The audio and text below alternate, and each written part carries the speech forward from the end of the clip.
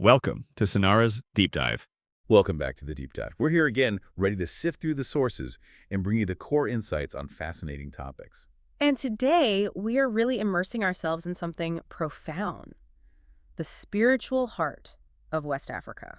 We're talking about the Akan religion, or Akom. That's right, the traditional faith of the Akan peoples, mainly in southern Ghana and also parts of Côte d'Ivoire. It's a really enduring system. It really is. And our mission today, you could say, is to explore its resilience. I mean, we're looking at a faith that's ancient. It's weathered the rise and fall of huge kingdoms. Like the Ashanti Empire. Exactly. Yeah. And it stood up to centuries of colonial pressure, the imposition of Christianity and Islam. Yet, remarkably, it still shapes the cultural and moral identity for so many people there. Even for those who primarily identify as Christian or Muslim today. Yes, that's the fascinating part. Its influence persists. It's a deep study in how spiritual traditions can adapt and survive. And to really get a handle on how central this faith is, how deeply embedded, we have to start with one object, right?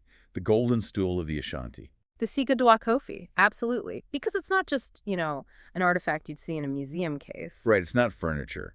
It's described as the mystical container, the sacred vessel holding the soul of the entire Ashanti nation. The soul of the living, the dead, and the unborn. That's key. Its sanctity is just absolute. And this directly leads to that story about the British in 1900. It shows how politics and spirit are inseparable here. Oh, completely. The British governor of the Gold Coast, Frederick Hodgson, demanded to sit on the stool. He just didn't grasp what he was asking. An unimaginable desecration from the Akan perspective. Totally. It would have been like destroying the nation's soul. And that ignorance, that demand, immediately triggered the War of the Golden Stool. Yeah, Asante Yaa leading the resistance. An entire war sparked over ensuring the sanctity of this stool. It's incredible. It is. And even though the British military eventually won and annexed Ashanti territory, They never got the stool. they never got the stool. It was hidden, protected, kept safe by the Ashanti. It just underscores how fundamental this spiritual heritage was and is to their identity and their resistance. Non-negotiable. Okay, so that really sets the scene. Let's dive into those historical foundations, that resilience. We're talking ancient roots. Centuries back, Akom evolved alongside these powerful Akan states. By the 17th, 18th centuries, certainly with the Asante Empire, spiritual authority and political rule were completely fused. So a king wasn't just powerful because of lineage or military might. No, legitimacy was divinely sanctioned. And the key figure here, almost legendary, is Okomfo Anoki, the high priest. Ah, yes, the sources really emphasize his role. He's credited with establishing the divine right of the Ashanti king, the Asante Yaa.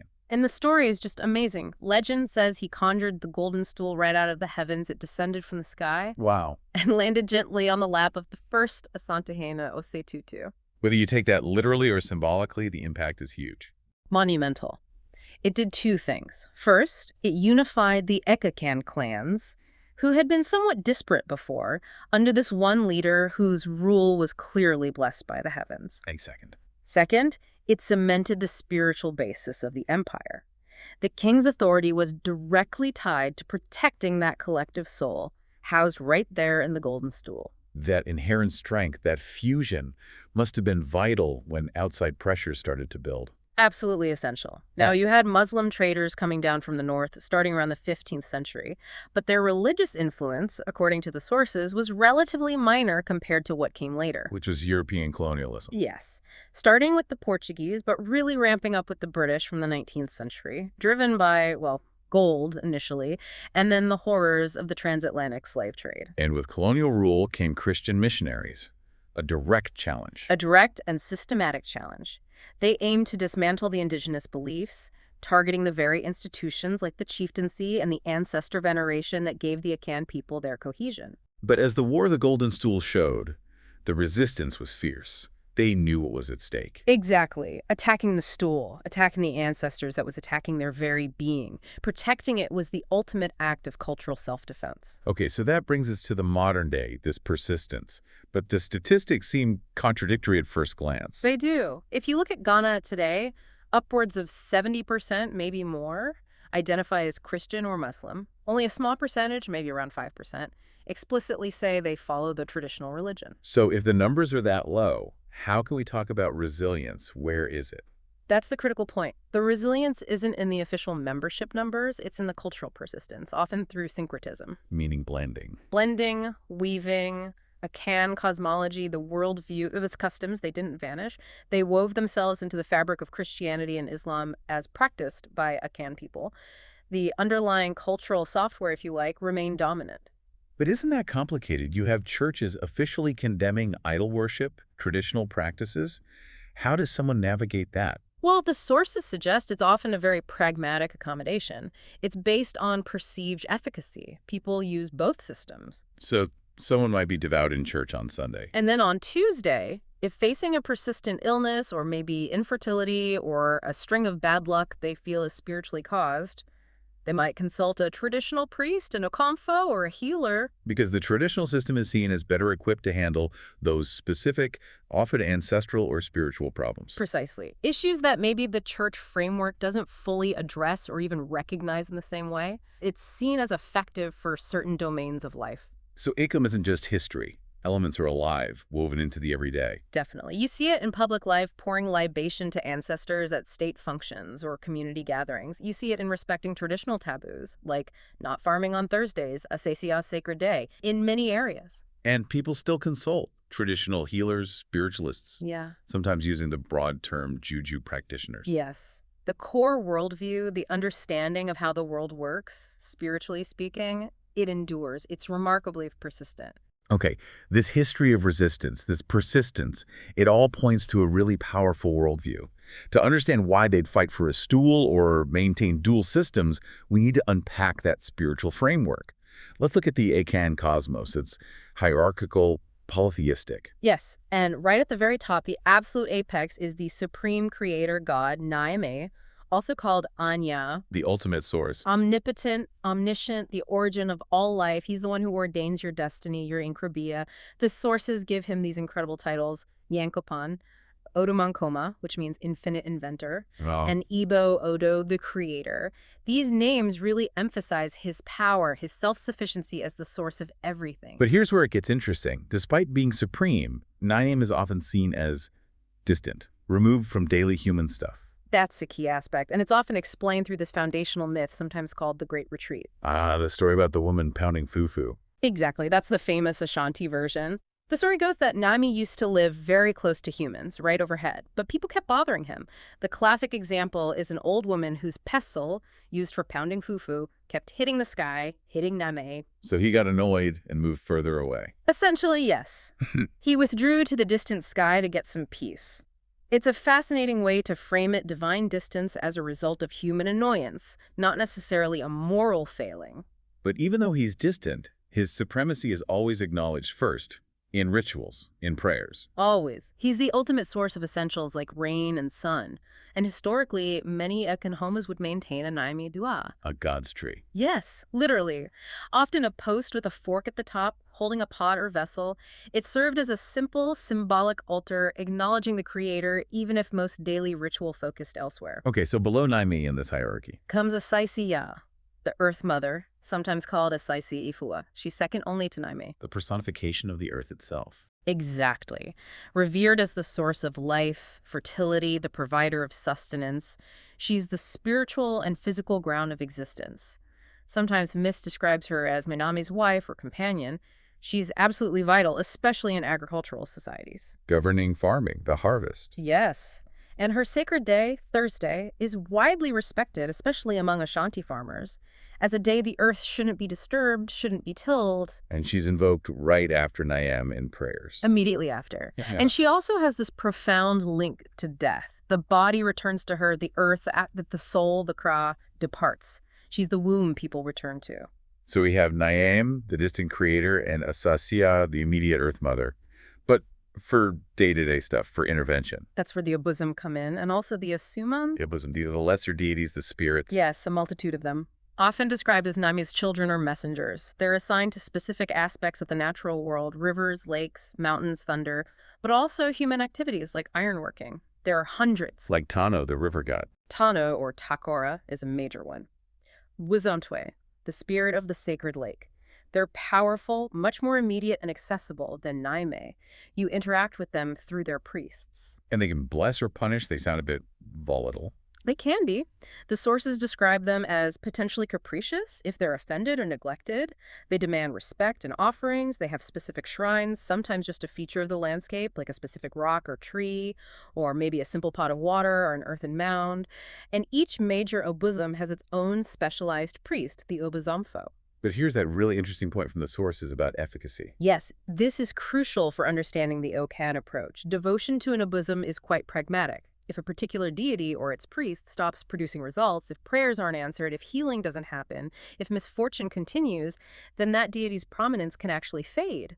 People might turn to another spirit perceived as more effective. So it's a dynamic relationship. Results matter. Very much so. It emphasizes that these spirits are seen as active forces in the real world, expected to intervene tangibly. Now, you also mentioned asuman. How are they different from the abosom? They're distinct. The abosom are these major, often nature-based deities or spirits. The asuman are different. They're typically smaller, often man-made objects. Think talismans, charms, amulets, special mixtures. Like protective objects. Exactly. They're objects imbued with specific spiritual power, usually for protection, healing, good fortune, or sometimes for harmful purposes. They're crafted by specialists. While abosom are powerful cosmic entities, asuman are more like tools or vessels of spiritual power, often what gets broadly called juju in West Africa. Okay, that clarifies the spiritual hierarchy. Nyame, Asase Yaa, the powerful abosom, and the functional asuman. Now, how does the individual human being fit into this? Section 3 in our outline, the tripartite self. This sounds really key. It is fundamental to Akan philosophy and ethics. The belief is that a person isn't just a physical body. They're composed of distinct spiritual elements, each coming from a different source. Tripartite, so 3 parts. 3 main spiritual components, yes. First, and perhaps most important, is the Kra. This is the divine spark, the immortal soul. The part that comes directly from the nap. Directly from the Creator. And the Kra carries your destiny, your ankrabia. It's the part of you that existed before birth and the part that returns to Nyame after death. The philosopher Kwame Geki really emphasized this, didn't he? Citing that proverb, all persons are children of God, no one is a child of the earth. Precisely. It establishes the person as fundamentally a theomorphic being containing a piece of the divine. This grounds inherent human dignity and worth. Your Kra is your essential self linked to your ultimate fate. Okay, so the Kra is the divine soul. What's the second part? That's the sunsum. This is often described as the spirit, the personality, or maybe one's spiritual aura or character. It's distinct from the immortal Kra. And where does the sunsum come from? It's generally understood to be inherited paternally from the father. It's the sunsum that shapes your personality, your courage, your spiritual resilience. It's also the part that is considered vulnerable to spiritual attack, particularly from witchcraft. Interesting. So divine soul from God, personality spirit from the Father. What's the third? The third element is the mogya, which literally means blood. This is inherited maternally from the mother. And this is the link to the clan. Absolutely crucial. The mogya connects you to your abusua, your matriclan. Akan society is traditionally matrilineal, so your mogya, your mother's bloodline, determines your social identity, your inheritance rights, property, succession to offices like chieftaincy. Your whole place in the social structure flows through the maternal line. Wow, so there's a real tension there. Your ultimate spiritual essence, the Kra, is divine and individual. Your personality, sunsum, comes from your father. But your social and material life, your mogya, comes entirely from your mother's side. Exactly. It creates a complex interplay between the individual spiritual journey and the communal social obligations. So if you're born with this divine Kra, and there's no concept of original sin like in Christianity, how does morality work? Where does ethical behavior come from? Morality is grounded in maintaining harmony. Harmony between these elements within yourself, harmony within the family, and harmony with the community and the spirits. It's also about striving to fulfill the positive potential of your inkribia, your destiny. And what happens if you fail? If you violate moral laws, harm your kin, lie, neglect duties? Then you invite trouble. But crucially, the immediate consequence isn't usually seen as coming from Nyame directly. It's much more likely to come from the spiritual entities who are closest and most concerned with human behavior. Ancestors. The ancestors, the Nsamanfo. This brings us to what is arguably the absolute cornerstone of Akan spirituality and social life, the veneration of ancestors. They aren't just remembered figures from the past? Not at all. They are considered ever-present, active members of the community. They reside in the spirit world, a Samando often imagined as a village nearby, perhaps beyond a river or mountain, but they are deeply involved in the affairs of the living. Active guardians? Active guardians, yes, but also active judges. Ancestors who lived good lives and are properly remembered are expected to protect the family, ensure fertility, guide the leaders. But ancestors who are displeased, perhaps because moral laws were broken, or family harmony was disrupted, or maybe they feel neglected because rituals weren't performed. That can cause problems. They can inflict punishment. Illness, infertility, misfortune, crop failure. These can all be interpreted as signs of ancestral displeasure. This belief creates an incredibly powerful incentive to maintain ethical conduct, uphold family traditions, and perform the necessary rituals. It's the primary mechanism of social control, you could say. And this operates at all levels, from the family right up to the kingdom. Yes. For chiefs and kings, the royal ancestors are watching over the entire state. The Asante is accountable not just to the living, but to the spirits of his predecessors who built and maintained the kingdom. And this deep veneration is made tangible, physical, through the stool cult. Exactly. The everyday wooden stool, the dwa, is more than just a seat. It's symbolically linked to the owner's soul, their sunsum, during their lifetime. But when a significant person dies, a chief, a queen mother, a family elder, their stool undergoes a sacred transformation. It is ritually installed. This involves a process of blackening it, traditionally using soot mixed with sacrificial offerings like egg yolk or even blood. And once blackened, it's no longer just a stool. It becomes a black stool, a sacred object, a shrine that now embodies the spirit of that specific ancestor. It's the focal point for communication and offerings. Where are these kept? They're housed in a special sacred room or building, the stool house, often within the chief's palace or the family compound. They are treated with utmost reverence. They need to be ritually maintained, fed with libations of water or alcohol, perhaps palm wine, sometimes with sacrifices of chicken blood or egg, particularly during specific festivals like Ade. This keeps the ancestor's spirit nourished and connected to the living. That's the belief. It ensures the ancestors remain potent and protective, favorably disposed towards their descendants. It's the practical engine driving the ancestor cult. So connecting back to the start, the Golden Stool. It's the ultimate example, but different from these black stools. Yes, there's a key distinction. The black stools embody the spirits, Nisamanfo, of specific deceased individuals. The Golden Stool, the Sika Dwa Kofi, is believed to contain the collective Suman, not Sunsum, personality soul, but Suman, a potent spiritual force often associated with crafted objects, the spirit or essence of the entire Ashanti nation. So it's the nation's soul, not an individual ancestor's. Exactly. That's why it's never sat upon, unlike a chief's stool in life. It's too sacred. It represents everyone living, dead, and yet to be born. It shows how this ancestor and stool veneration scales up from the family level to become the spiritual charter of the whole kingdom. Okay, we have this intricate cosmos, this complex self, all tied to the ancestors through these powerful stool symbols. How do people navigate this spiritual world in practice? Who helps them? That leads us to the ritual specialists, the Okomfo. Right.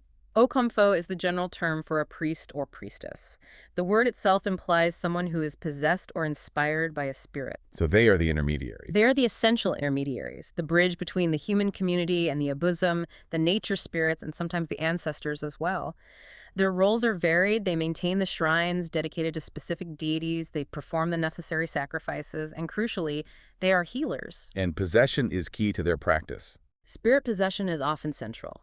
They enter altered states, trance states, often induced through specific drumming rhythms, chanting, intense dancing, sometimes fasting. And in that state, the deity or spirit they serve can speak directly through them. Giving guidance, diagnosing problems. Exactly.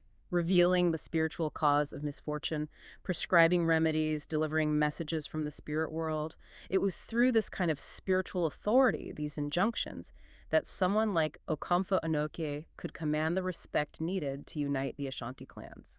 How does someone become an Okomfo? Is it inherited? It can be hereditary, passed down in certain families, but very often the sources describe it as a calling. It might manifest as a prolonged, mysterious illness that defies ordinary treatment, or through vivid, recurring dreams, or sometimes, quite dramatically, through a sudden, spontaneous episode of spirit possession in public. And these events are interpreted as a specific deity claiming that person. Yes. The community or existing priests will interpret these signs as a god or spirit, selecting that individual to become their servant, their medium. And the relationship formed is incredibly intimate. Intimate how? An Okomfo is often described as becoming mystically the wife or husband of the deity they serve. This spiritual marriage is what empowers them, granting them access to the deity's knowledge and power to heal and divine. Divination seems absolutely central here because, as you said, misfortune isn't seen as random. Rarely. Illness, accidents, infertility, business failure, drought. The Akan worldview typically seeks a spiritual or moral explanation first. There's an underlying cause that needs to be uncovered. So the Okomfo, or a specialist diviner, is consulted. How do they find the cause? They use various methods. Some might cast lots using shells or seeds. Others might interpret the behavior of sacred animals. Or, most directly, they might enter a trance and allow the possessing spirit or an ancestor to reveal the cause. And what are the common diagnoses? What kinds of causes are usually found? Often it falls into a few key categories. One, an angered ancestor, maybe someone who feels neglected because funeral rites weren't done properly or offerings haven't been made. Two, an offended abosom, a nature spirit who feels slighted perhaps because a taboo associated with their river or forest was broken. Or three, the activity of witchcraft. Bay, witchcraft. That seems to come up a lot in discussions of African traditional religions. Is Bay seen as a literal force? Oh, absolutely. It's considered a very real, tangible, and malevolent power. The belief is that certain individuals, often driven by envy or malice, and traditionally, often suspected to be women operating in secret groups or covens, possess an innate power to harm others spiritually. How? What do they do? They are believed to be able to attack or eat the sunsum, the personality soul, of their victims, often their own kin or neighbors. This spiritual attack manifests as illness, misfortune, madness, or even death. That sounds terrifying. But it also seems like it could function as a way to explain things. Exactly. Anthropologists often refer to witchcraft beliefs like Bay as an idiom of distress. It provides a framework for understanding and explaining inexplicable suffering, sudden illness, or social tensions. If someone successful suddenly fails, or a child dies unexpectedly, accusing a jealous neighbor of witchcraft offers an explanation and directs communal anxiety. It channels the blame. It can, yes. It addresses envy and conflict within the community in a way that makes spiritual sense within that worldview. So what's the defense against Bay? What does the Okomfo do? The Okomfo acts as a spiritual defender. They can perform rituals to cleanse the victim or the community, ceremonies to expel the malevolent witchcraft influence. They can also prescribe protective charms, those asumen we talked about, to strengthen the individual's sunsum and shield them from attack. And this concern about witchcraft was sometimes widespread. The sources mention specific anti-witchcraft cults. Yes, particularly in the early 20th century, a period of significant social change under colonialism. Movements like Aberwa and Tigar gained huge followings. They were essentially mass healing and spiritual cleansing movements focused specifically on identifying and neutralizing witches, conducting large-scale exorcism ceremonies. It reflects deep social anxieties bubbling up. This cycle of potential misfortune, diagnosis, and spiritual remedy, it's mirrored in the larger public rituals too, isn't it? The festivals that renew the whole community. Absolutely. There's a rhythm to communal spiritual life. We mentioned I Day briefly occurring roughly every 6 weeks on a Sunday. This is a key time for chiefs to commune with the ancestors, ritually cleansing the black stools in their keeping and making offerings, ensuring that connection remains strong. But the biggest one is the Harvest Festival. Odwira. Odwira, yes. Also sometimes known as Apo in some areas. This is a major annual event, often lasting a week or more. It's a time of profound communal renewal. What happens during Odwira? It's multifaceted. There are purification rites for the whole community, meant to wash away the defilements and grievances of the past year.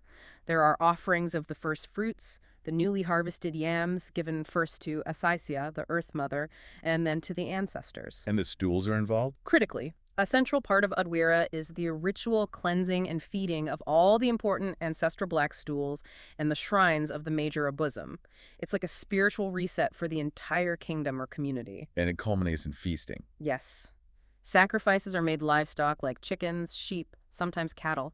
Part is offered to the spirits, but a large part is cooked and shared in a communal feast. This sharing reinforces social bonds, reaffirms unity, and celebrates the continuity of life. The whole festival cycle is about reaffirming that vital link between the living, the dead, and the yet unborn, ensuring prosperity and harmony for the coming year. It sounds incredibly cohesive. Which brings us back to today. Section 5, Contemporary Practice. How does all this intense ritual life and belief persist when, statistically, most Akan people are Christian or Muslim?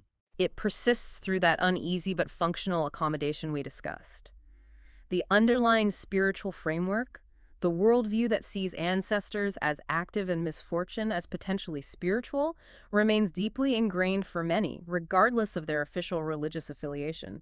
And it persists because it's seen as effective for certain problems, things the global religions might not directly address in the same way. Exactly. Ancestral curses, specific blessings needed for family lines, protection from perceived spiritual threats like these are areas where traditional practices are often still turned to because they offer culturally resonant explanations and solutions. It provides a layer of meaning and agency. And the institution of chieftaincy plays a huge role in keeping the public rituals alive. A massive role. Modern Ghana recognizes traditional authorities. So an Akan chief, even if he's a devout Christian personally, his office requires him to perform certain traditional duties.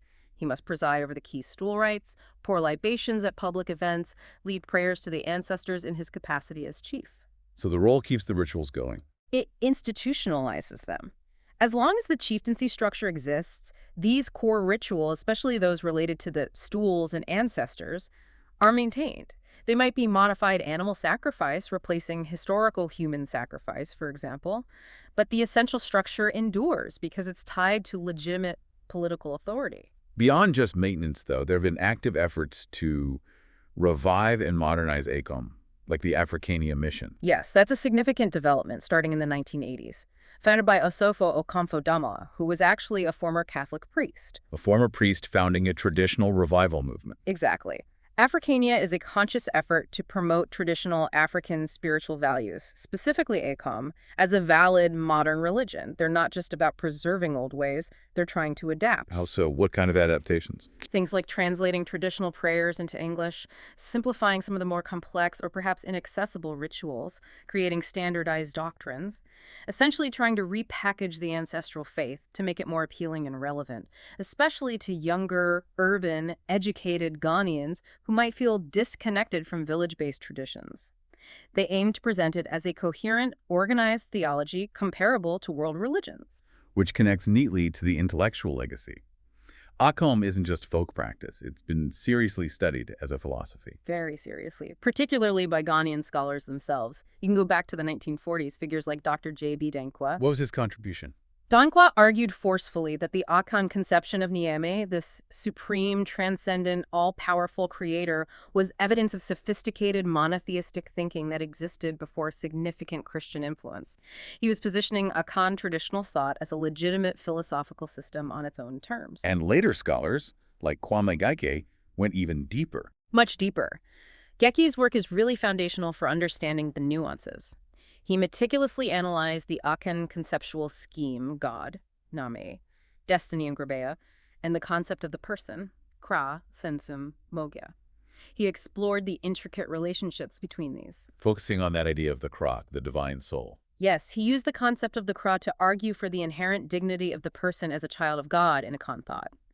But he also grappled with the complex philosophical problem of destiny versus free will. How did he reconcile in Grabeya the idea of a preordained destiny from Nyame with the need for individual moral responsibility? Geki and others argue that Nkrabia isn't rigid predetermination. It's more like one's potential, the broad outline of a life path given by God.